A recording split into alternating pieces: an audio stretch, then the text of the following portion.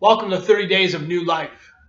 Those of you who are familiar with New Life will recognize this room as one of our Kid Quest rooms. And the reason why I wanted to come back here is because I fondly remember times as a child learning new things. I always would love to explore and see wonders in new ways. I always wanted to try new things too. I remember, I think it was for my birthday, which is in early March. I got this skateboard when I was probably 13 years old, and I was just stoked. And it was Mr. Rat skateboard. And I wanted to learn how to skateboard. And I tried it and I tried it, and I realized, you know what? It's a whole lot more fun to sit on it than actually ride it. But it was something new, right? It was something that I wanted to explore. And that's something that's silly and trivial. But I think what I find, especially as adults, is how quickly are we willing to try something new? How quickly are we willing to see something new? And maybe in this season, you have. Maybe in this season you've discovered some new recipes, or you've discovered some new habits, or you've discovered some new ways to experience life, either with your family or obviously having to experience something new in the way we communicate. But what I want to encourage you with today is maybe something new that's going to push you outside your comfort zone even more. In this season, way beyond coronavirus, in this season of Passion Week, today is Thursday actually, and I wanted to come to you and prep you, maybe encourage you, challenge you to do something new going into tomorrow, which is Good Friday. What I want to encourage you with is, what does it look like to set aside some time tomorrow for prayer and fasting? Now, prayer may not be something new to you, but fasting may be something new.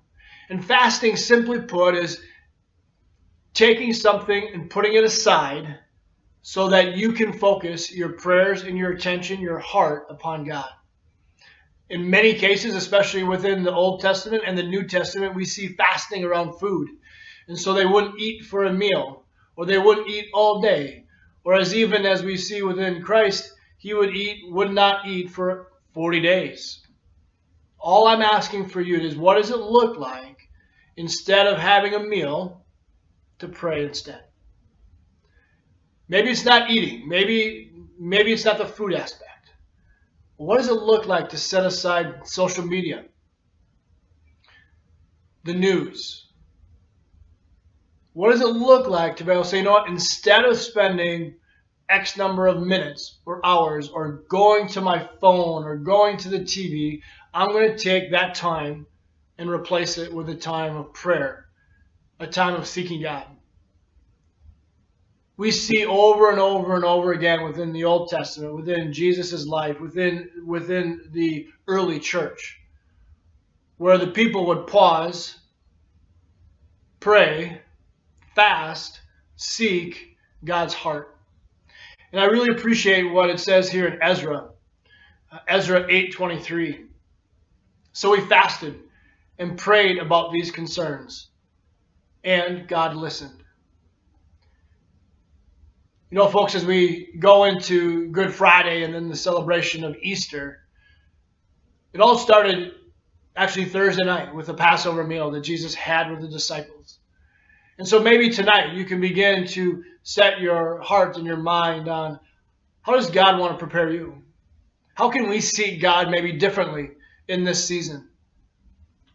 What does it look like to turn to him in the midst of this frustration, in the midst of these struggles, in the midst of this darkness for us, so that we can see him bring us new life, so that we can see him bring us hope, so that we can rise above this? Folks, I want to encourage you, if you haven't already planned on it, join us tomorrow night, Friday night, for our Good Friday service, 6 p.m. We'll be live streaming it on our YouTube channel. I encourage you also to be able to grab some communion elements, some bread, some crackers, some grape juice, maybe wine, and set aside that time to be able to reflect on the sacrifice that Christ made for us, out of his love for you and for me. New Life, thank you. And we look forward to all that God's going to do. Grace and peace.